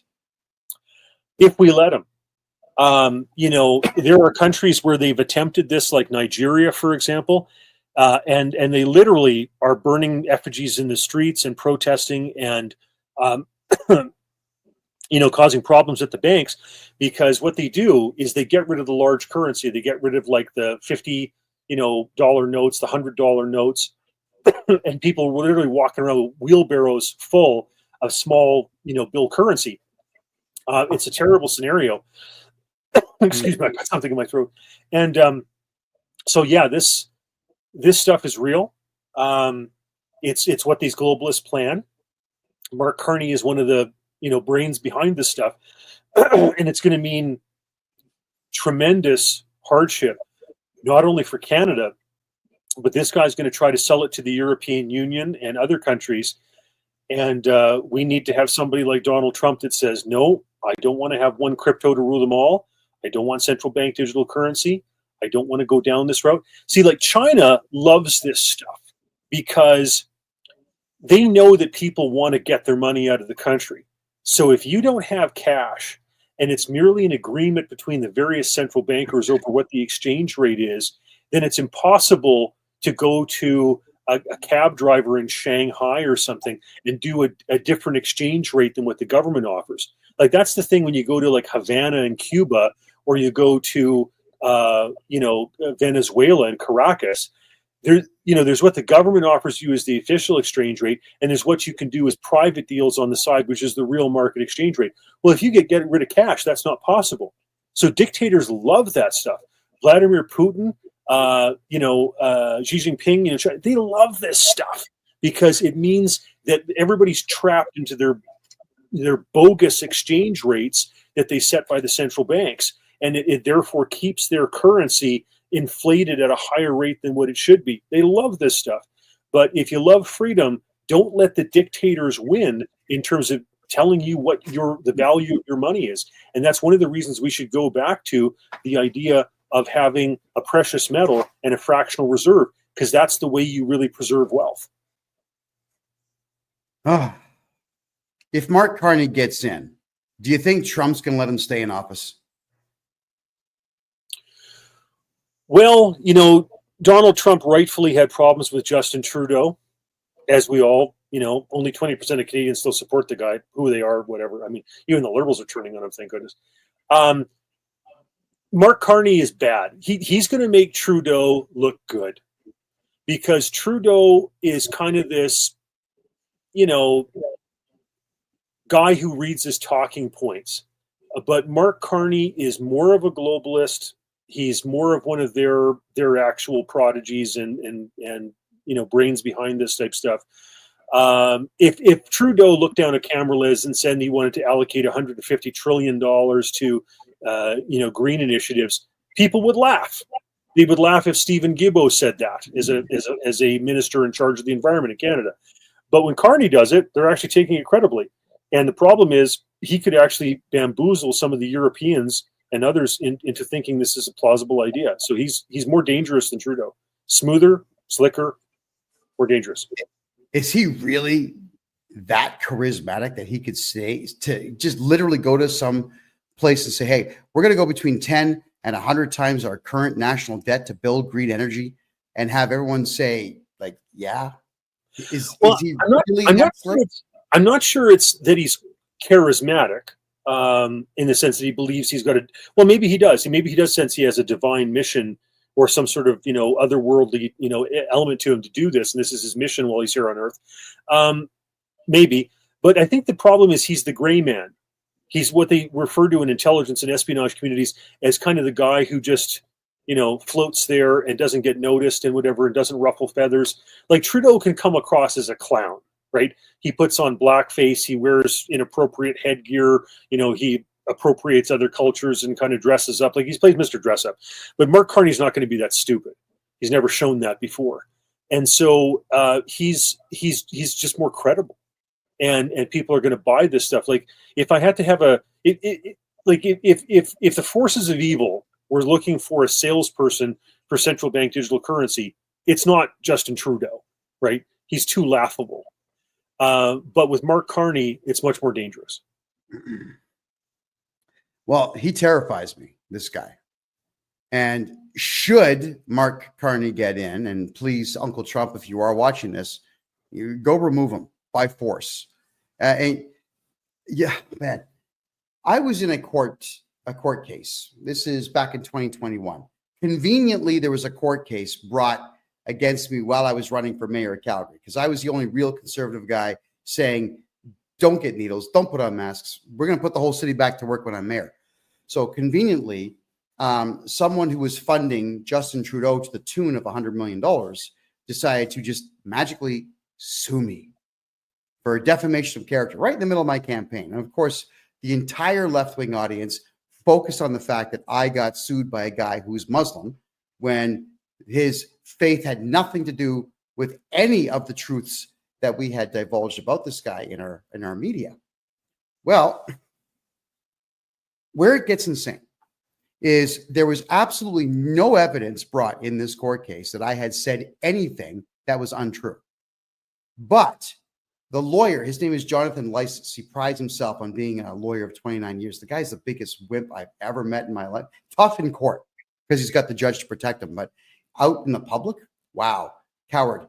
This guy says, Your Honor, Mr. Johnston here has once said to Donald Trump that he would like to see Donald Trump come in and annex Canada, take over Ottawa, and remove the Canadian government by force. Now, and we just can't allow a man who's calling on a foreign government to interfere in our great nation, because he was a left-wing individual who likes to raise money for the pedo people. And I've got evidence on that one too.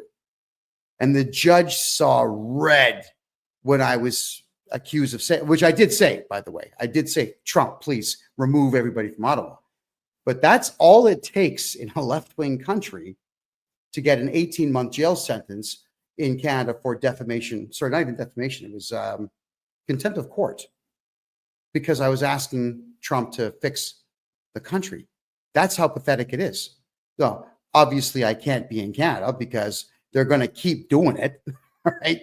What is there any solution to guys like Mark Carney and Justin Trudeau and this Jonathan Lysis guy and all these extremist left-wing maniacs shutting down freedom of speech and shutting down the conservative economy? Is there any solution that we have to this at all? as a nation? Please go ahead. Well, I actually think that Justin Trudeau can legitimately be charged with treason. Like, not joking.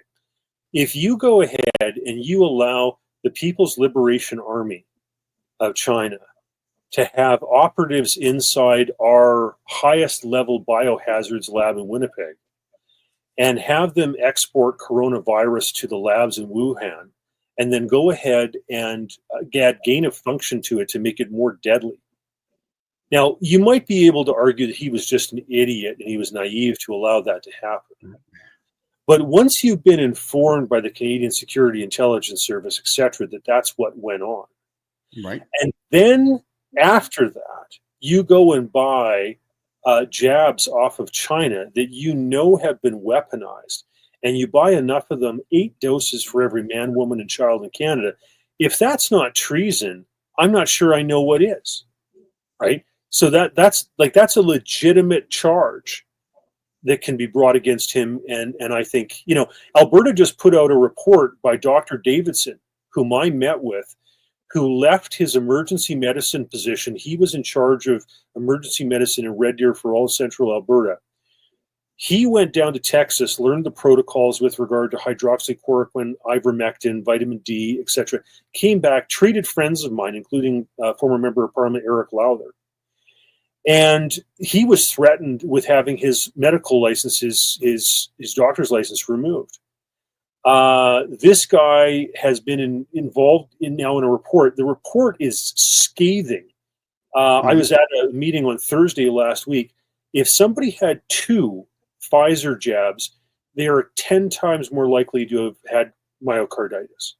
If they had 2 Moderna jabs, they're 14 times more likely to have myocarditis.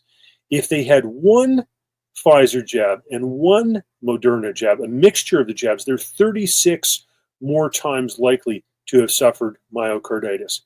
Of the pregnant women who were jabbed, 87.5% spontaneously aborted. And of children who were jabbed, there was a 3,328% increase in infant mortality death.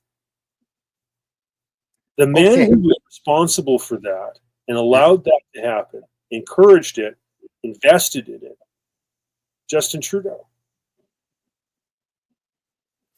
So what he's essentially done, because then this is a tax and money show, is he has crushed the economy for a full generation there, because that's a whole bunch of children who won't be born to eventually get jobs and pay taxes and contribute.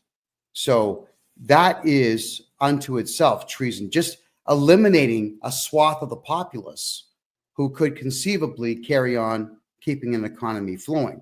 And the reason I bring that up is it was once told to me by an economist back in 1988 that Canada needs another 100 million people. At the time, I think the population was about 28 million.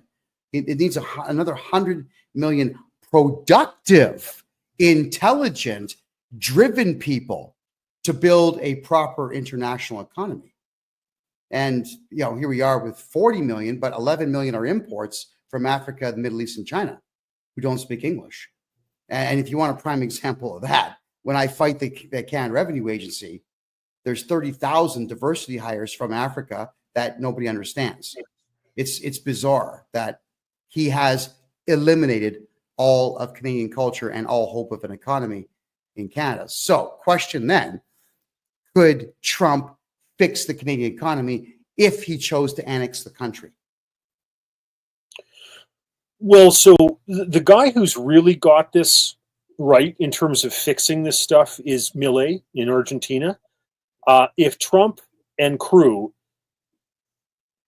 go down that path and get rid of the DEI and get rid of, the overspending and get rid of the waste and drain the swamp and all the stuff that he probably wishes he'd done in his first term in 2016, it's going to be huge. And there's going to be a ton of Canadian money who just decides to leave Canada and go to that. There's no doubt about that.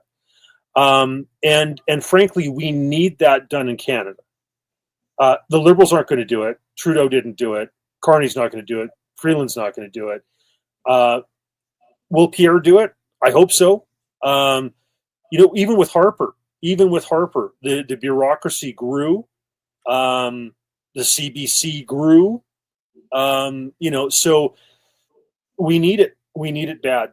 Like I said, we've got a housing bubble that's about to burst, and we need somebody who's going to come in and really right size the Canadian government. I mean, talking about the CRA, I could do that. We could do a whole show on that. But they actually have more people employed in the CRA than the entire Canadian military. It's ridiculous. And for our American friends, that's the Canada Revenue Agency.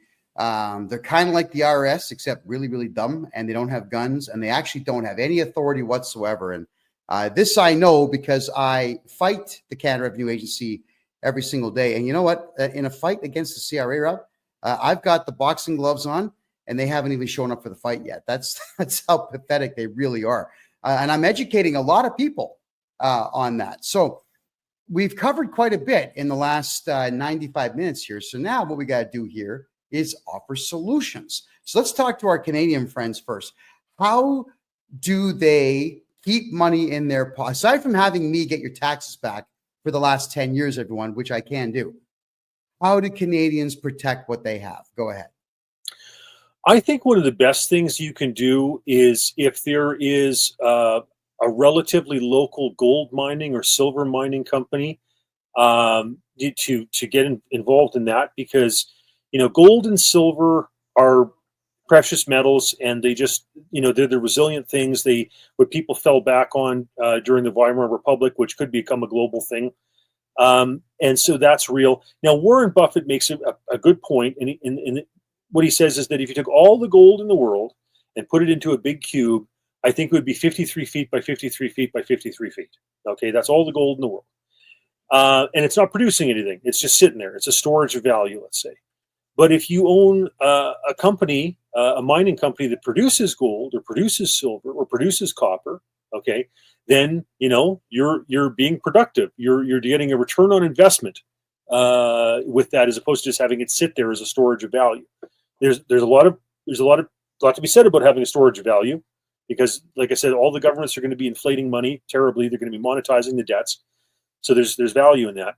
But having shares in some of those companies that actually produce the stuff and have an ROI, great stuff. I would also argue it's hard to beat oil, right? Because it's been effectively the backing of the U.S. dollar since the U.S. pulled out of convertibility to gold in 1971, when Charles de Gaulle wanted to repatriate French gold from the United States to France. Nixon pulled off the convertibility, and then what happened was the Saudis made a deal with the U.S. where the U.S. would provide protection to Saudi Arabia. There's an ongoing feud there between the Iranians and the Saudis and what have you. But anyhow, U.S. would provide protection. The Saudi royal family could get trained in the U.S. Air Force, fly F-16s, etc., all that stuff. In return, the Saudis would make sure that all oil purchases of Saudi Arabian oil were done in U.S. dollars. So that became the petrodollar. So it's hard to say that oil is not a safe bet. I remember Jim Cilia, who was a former member of Parliament for Calgary Centre. He used to say he made a lot of bad decisions economically, financially in his life, but the one thing that always saved him was that every 3 years or so, oil went through its cycle. When people told you, that oil was going to go to $150 a barrel, it was time to sell. When oil was down at $40 a barrel and people said it was going to be worthless and there was no point and everybody was going to be switching over to hydrogen or God knows what, he said that was time to buy. And he said every 3 years or so going through that cycle saved him and buoyed him up economically. So I think those are real. Those are all good investments. If we're going to be going through some financial instability, if the forex exchanges, who knows if the Russians, the Chinese are going to have implosions, if the euro is going to go down, whatever, those are pretty solid. All right. And on a more basic level, because you're talking about gold, silver, and oil. Yeah, I mean, I agree with what you're saying, but will the average person get involved in that? What can Canadians do, let's say, just on a daily basis here to protect themselves from any and all imminent crashes of the Canadian dollar? Well, continue to use cash, because I don't think you really want to find out what a cashless society is like. It's the ramifications in terms of lack of privacy and everything else are going to be drastic. Like, you have to imagine if the CRA, the Canada Revenue Agency, could just say, you know what, Kevin, I think you owe more money than what you've, filed out and self, kind of filled out your taxes for. So we're going to assess you an extra $10,000. Don't worry about it though. We'll just take it out of your e-wallet. Yeah. That's what's coming, folks. That's what Carney wants. Okay. And that's what China has. If you want to understand central bank digital currency, all you got to do is look at the digital yuan in China. That'll tell you everything you need to know. And look at what the Chinese are doing. They are investing in Vancouver real estate, getting their money out of that country as best they can. So you don't want to go there. And so, real estate, has its place. But the problem is, the government tracks all that stuff, whatever. I mean, God knows I've been through my iterations with the CRA. When I sold a property, they took 75% of the equity, and it wasn't based on reality, right? I'm taking the tax court over that stuff. They took way, way, way more money, hundreds of thousands of dollars more than they ever wrote. Yeah, well, let's talk about that one for a quick second here, because I know a lot about that. Obviously, with the tax job I do here, is the Canada Revenue Agency is just assessing everybody. And an assessment in Canada is not what you actually owe. It's a guess. I have a guy, his name is Mike Kexum. He's the regional manager for Southwest Ontario, in a recorded conversation that my lawyer says, put it out, but not yet, where he states that an assessment is just a guess. And on these assessments, if they send you warning letters and you ignore them, they will go to the bank, issue a requirement to pay letter, which the bank is not obligated to do anything of. But the bank says, yeah, you know what? We're not going to take the chance that the CRA sues us, and we know Canadians won't sue us, so let's give the money to the CRA. But here's the deal. For everybody who doesn't understand the Canada Revenue Agency, they don't actually sue people unless they know that there's a guaranteed win because they pre-greased the palm of the judge. They're not suing anybody.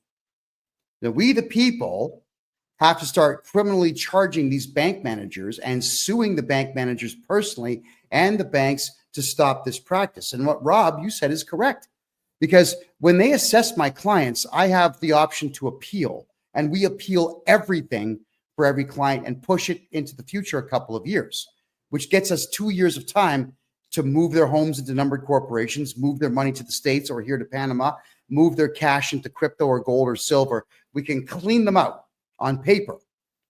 So if we were to lose in court, which I don't do, there's nothing that the CRA can take.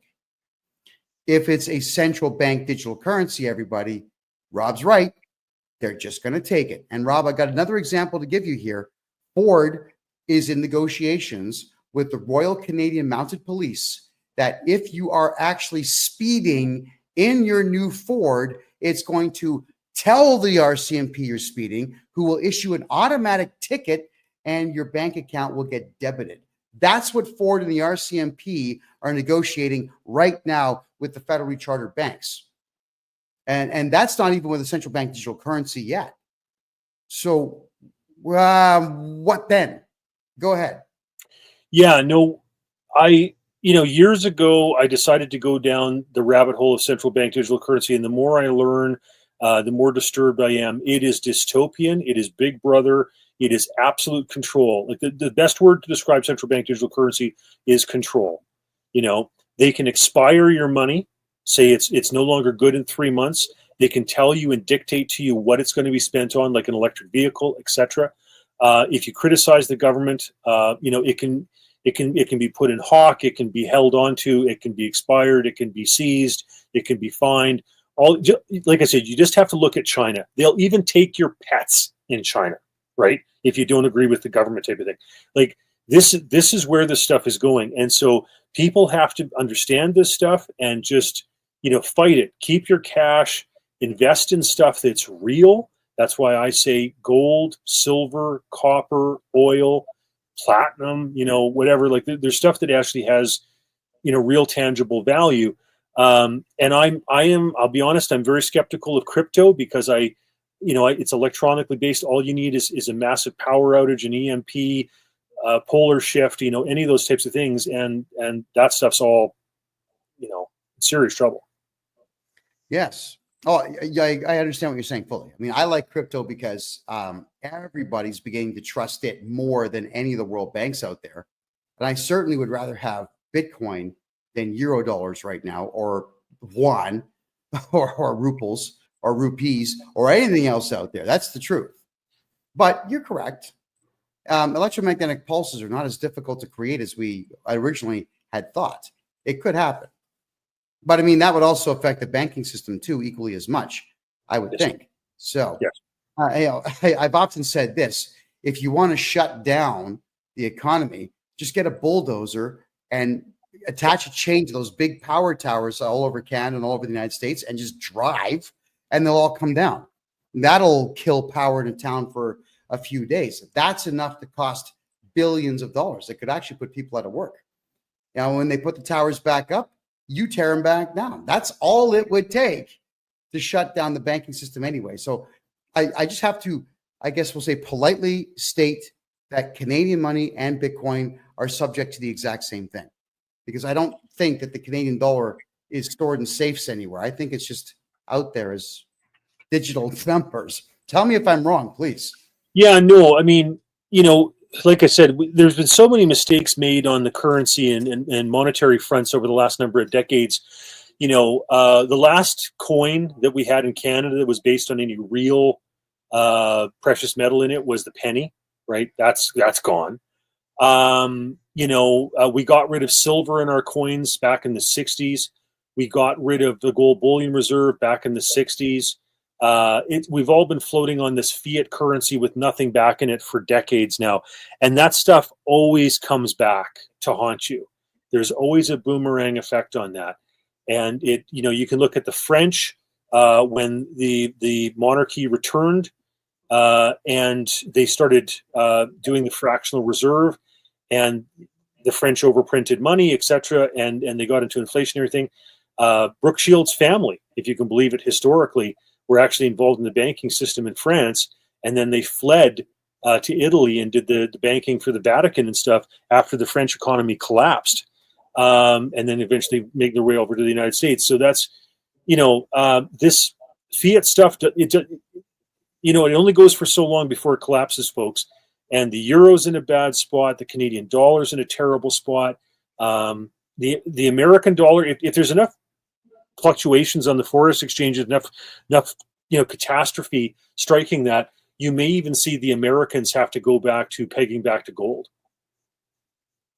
Yeah, you're right on that. Now we're down to our last 12 minutes here. So trade war, Canada, United States trade war. Let's talk about this one. Trump says he's putting tariffs on Canadian products, and now Canadian folks are taking American products off their shelves in their retail stores. American stores might be doing the same thing. Then we've got at hockey games, Canadians are booing the American anthem. The Americans are retaliating with booing. Now this trade war thing, who wins in this and who loses? I don't know who the winner is. I'm hard pressed to imagine who the winner is. Really what this was is Donald Trump saying, fix the damn border, right? And like, it's not only Donald Trump that's been saying that. I remember when I was on a TV show, the editors that Larry Shapiro used to tape in Montreal, and we would bring in some Americans, some Canadians, etc. Howard Dean was on the show, etc., governor of Vermont. And, at the time, we had Mujahideen Khalq that was operating out of Montreal. If they had been in the United States, they would have been hiding under a rock. But in Canada, they had a public relations person, they had media contact numbers, the whole nine yards. We had Ahmed Rassam, who was plotting to blow up LAX airport, that was caught leaving Canada to Port Angeles in the United States on the ferry. Like, we've got problems in this country. We've got groups and terrorist organizations and whatnot that are operating here, plotting against the United States. The ambassador Paul Cellucci under Bush talked about Canada being an aircraft carrier off the north coast with a bunch of terrorist organizations in it. He's not wrong. So, right. There's things that need to be fixed. We've had CSIS agents for years talking about, and you were right in your introduction when you said they get ignored. Like, how frustrating would that be to be a CSIS analyst who is looking at these terrorist organizations, recommending that they be put on a terrorist list, And the government ignores it, doesn't do anything about it, because the prime minister has the largest Islamic population riding in the country in Papineau in Montreal. It's disgusting. And I understand why Trump's frustrated. And he's basically saying, like, fix it. Canada is spending like 1% of our gross domestic product in the military. The United States spends 3% on something that's 10 times the size as an economy or, population, etc. So that, what does that mean? They're spending 30 times the amount of money. We have to pull up our socks. He's right. And so, yeah, it doesn't make sense that, people aren't able to buy Canadian maple syrup more cheaply, or that, Americans aren't able to, sell their products here, and you decrease the purchasing power of both Canadians and Americans in doing tariffs. I think he's just trying to wake us up and say, fix the border. Well, you heard it here first, Canada. I mean, Trump does not want to bankrupt you because he's sinister. The guy he's a patriot, for God's sakes. Donald J. Trump is well aware of the fact that his demeanor and his attitude and his way of doing things would be successful in one country in the world only, the United States of America. He's fiercely loyal to the country that allowed him to be a billionaire twice over. So why would he not want to protect what he loves? And of course, he's doing the right thing with a family legacy. He's got Donald Trump Jr. and Barron. I'm sure he's grooming them to take over for him one day as the next president, which I certainly hope they do. The guy loves his country and he wants to protect it. And the Canadian government is a clear and present danger to the United States. And as a result of all that, Canadians are not making money because all our money is just leaving the country. And quite frankly, Americans in Democrat states, they weren't making money either. So there is an opportunity here for Canadians and Americans to get rich if we can get this Trudeau-esque nonsense out of the country and have Trump just do his thing. And that's allow all of us to live safely and make money. Go ahead. Yeah, I want to tell a story, because when Donald Trump was first president in 2016, he had a 2-hour meeting booked with Justin Trudeau. And I heard this through the grapevine because I'm a politician and I know a lot of other politicians, and it filters around what happened. Okay. And the story I heard was that he had a 2-hour meeting. Trump proposed eliminating all tariffs, total free trade. And Trudeau rejected it, put it aside, said he's not going to cut a deal if Mexico's not in, etc., blah, blah, blah, blah, blah, made some excuses. And then he took the rest of the 2 hours to berate Donald Trump about feminism, because, as you know, Justin Trudeau is a self-described labeled feminist, okay?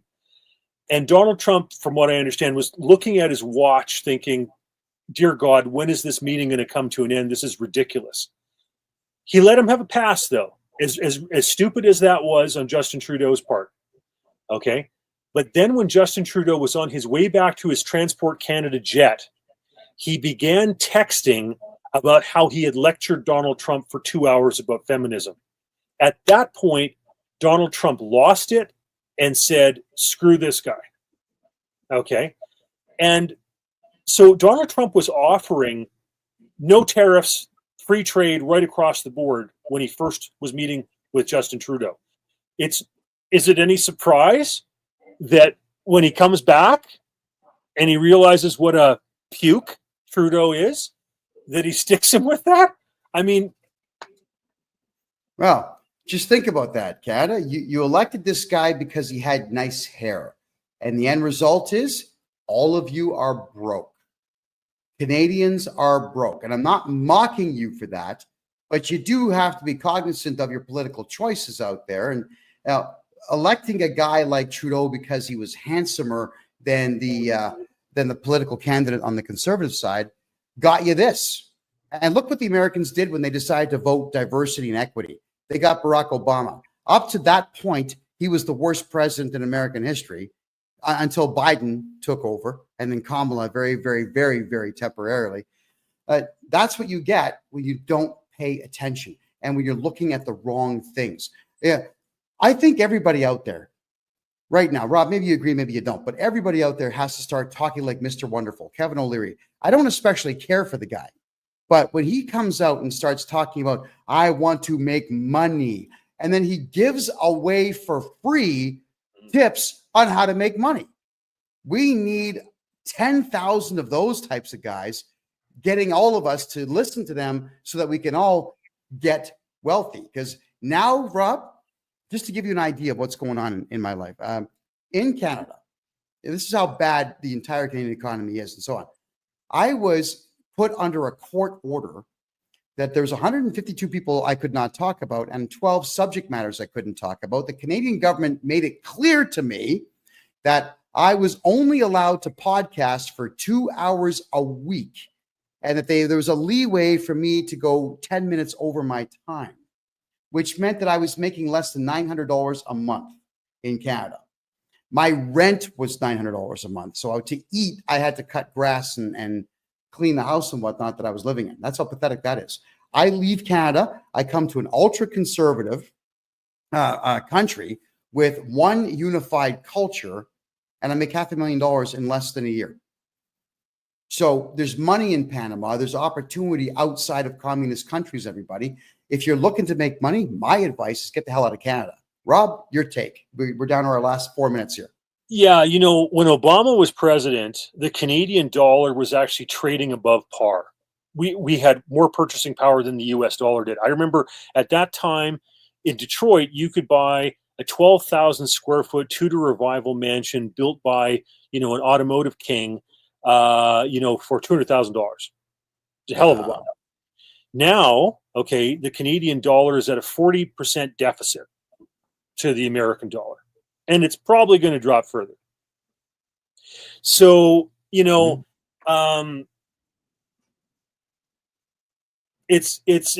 time to change who's at the helm, and I hope that we move along the lines of what Milei is doing in Argentina, because, like I said, they can't raise the interest rates high to fight inflation because it'll bankrupt themselves. They don't even have the ability, if the economy tanks, to cut the rates very much because then people won't buy the debt instruments. So they either have to cut spending or they have to inflate the money supply. And I think a lot of politicians are lazy. Most politicians in the Western world are lazy. They're going to inflate the money supply. What they should be doing is what Milei is doing in cutting spending. That's what they should be doing. Yeah. Well, Milei cut 20,000 government jobs in the first couple of months he's in office, and look what's happened. They're actually flourishing for the first time in a while. And I'm getting some questions in all the chat rooms here about what were you not allowed to talk about in Canada. We're down to 2 minutes. I really can't get into that. It's a long list of things I can't talk about in Canada. There's no bans on freedom of speech here in Panama, let me tell you.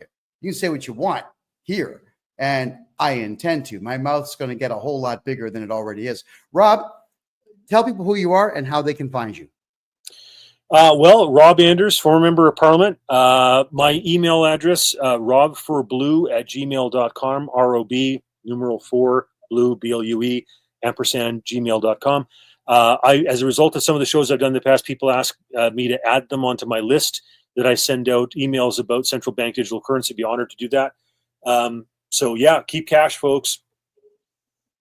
Yes. Rob, listen, it's always a pleasure to have you here. I know you're a banking expert. You've been a politician for over 20 years in Canada. You're one of the rare politicians out there that the Royal Canadian Mounted Police has raided your house because you're just too damn clever. And you've told too many, truths. But thanks for fighting for Canadians. Thanks for fighting for freedom in general. And thanks for being here tonight. Greatly appreciated. Much appreciated. It's an honor to be with you, sir. Thank you. Take care of yourself. Good night. Wow, that's Rob Anders, everybody. Check him out right there. Always a pleasure to have him on the show. I'm grateful beyond reproach that he's able to give us some time to talk tonight about these very pressing issues. Now, I know it sounded more like a bit of a political show tonight, everybody, but I want y'all just to be aware of the dangers of bad leadership, but also to pay attention to what really is going on, because I do want Canadians to be wealthy, whether you think so or not. And you're not going to do it if you're still in Canada scratching around for what's left over. You got to leave and look for other opportunities. And in Trump's America, there are opportunities. Here in Panama, there's opportunities. Argentina is thriving right now. There's opportunities elsewhere. Try not being afraid. Get out, try something brand new. I left my comfort zone, and I've never been more successful in my life. Here in Panama, I'm having an absolute blast. And don't forget, everybody, yes, I am Canada's #1 income tax and corporate tax expert. I will go back 10 years and get you back at least half, up to 100% of all your tax money back. If you've got a corporation that's suffering in Canada and the United States, I can take all that debt away in less than 3 days now. I've perfected my craft. Get a hold of me on my personal website at kevinjjohnston.com. Thank you for being here, everyone. We'll see you in a week. Take care and good night.